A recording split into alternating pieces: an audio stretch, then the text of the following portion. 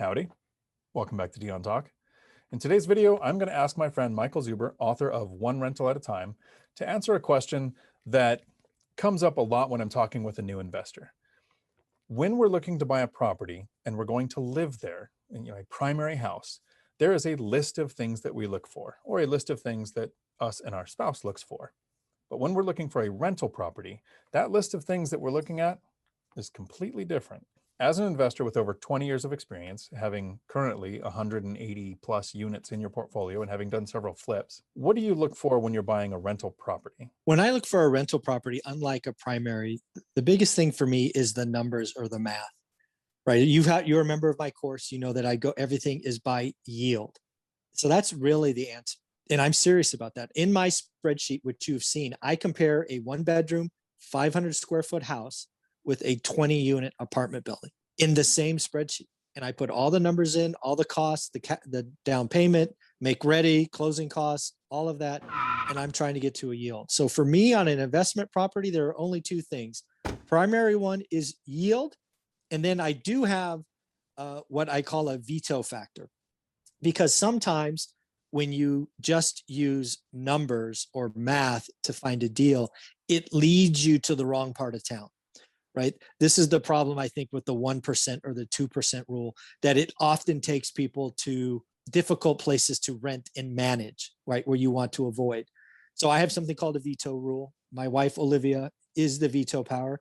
I find that I look for deals. I find deals. I sometimes get too myopic. We go see it. She looks at it and goes, veto, right? So those are really the answers. And believe me, today, people would be shocked to hear, but the best deals I'm finding are 1-bedroom, 1-bath houses that are 80 years old, because there's no competition from owners. This competition that we've talked about is owner-occupied driven. No owners want to buy a 1-bedroom, 1-bath house. So they produce the best yield in today's market. Okay, and before the end of this video, I'm going to share another type of asset class that I've been seeing that doesn't have a lot of competition. Cool. I'll touch on that at the end. So remind me, because I'll forget. You got it. Math for me is the first step when I'm looking at rentals, and the yield determines everything.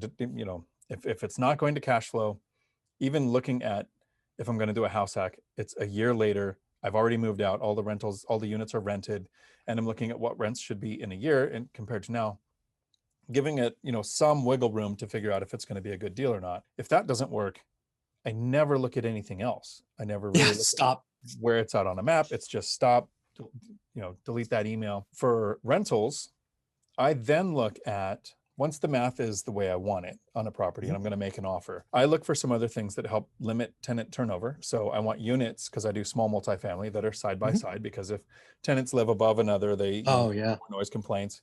If you have a water problem, it can affect more than one unit. I like properties personally with at least 2 bedrooms and a garage, because in my area, more storage means more stuff, which means less likely to move.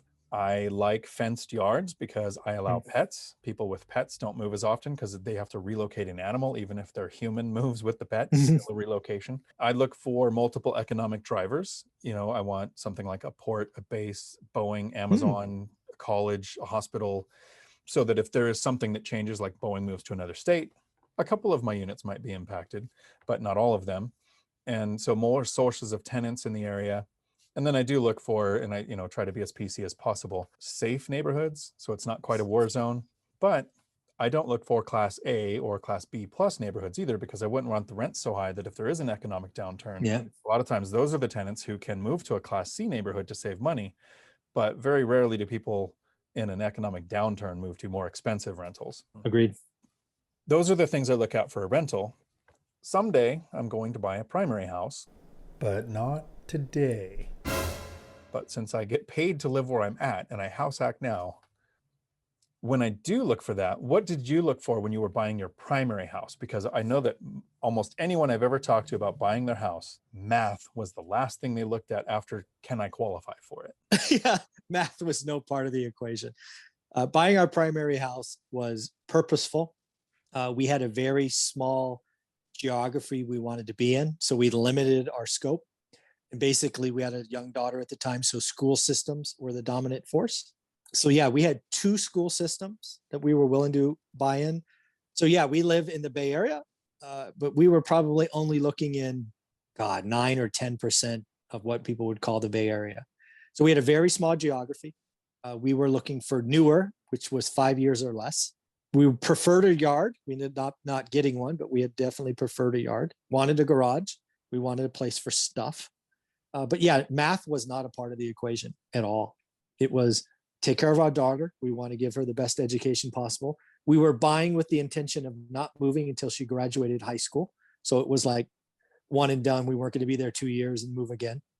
So she went to school, kindergarten through high school. We never moved.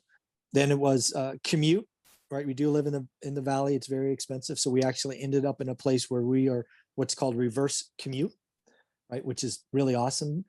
Like the distance, if you're reverse commute from where I would drive to my job or Olivia would be like 15 minutes. But if you were with commute, it could be an hour and 15 minutes to give you a scale. We have really bad commutes here. So it was all about quality of life. It was about our daughter first, quality of life second, and the fact that once we bought, we were not moving again. And I'm still speaking to you from that place we bought in the late 90s.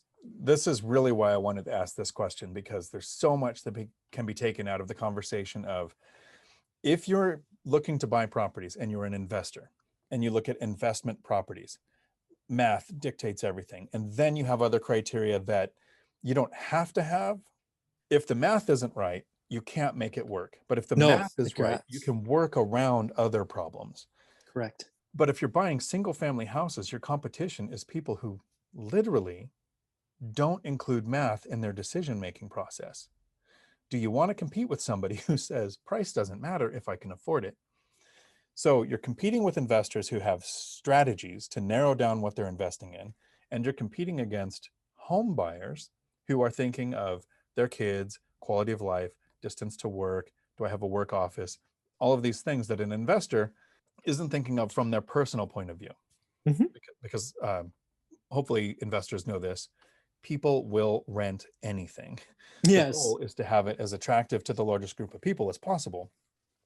So here's an asset class that I haven't seen a lot of competition for. And I have two friends that invest in this asset class that are killing it. Okay. I tried to invest in single family houses in my area and they wouldn't cash flow. So 1 bedroom to 4 bedroom, didn't matter.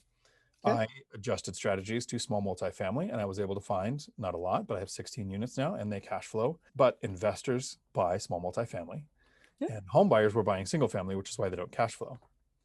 But a lot of investors forget to look for houses with ADUs, an auxiliary dwelling unit. So some people in some areas, the colloquialism is mother-in-law house. Yes.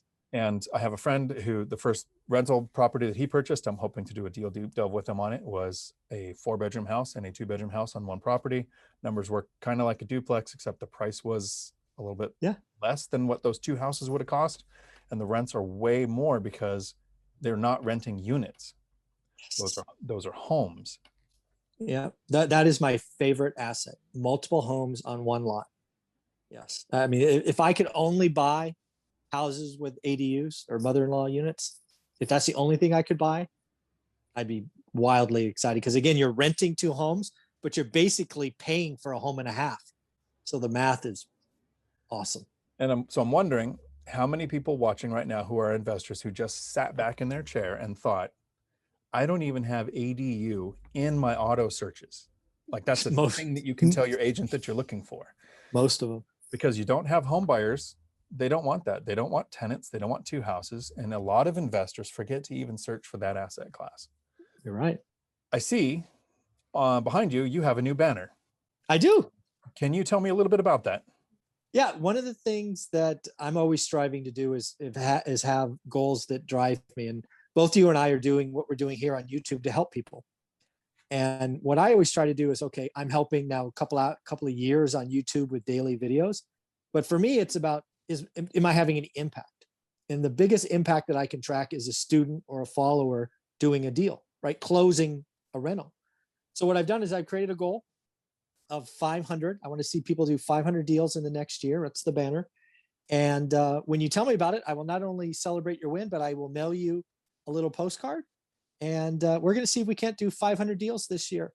So it's a lot of fun to think about. I mean, think about that. You're impacting potentially 500 people to improve their financial future. That's like great. A click, a comment, a thumbs up, all wonderful. But when somebody does a deal, that is the ultimate. So that's the goal. That's 500. We're doing 500 in a year. That is awesome. How many did you do last year? 162.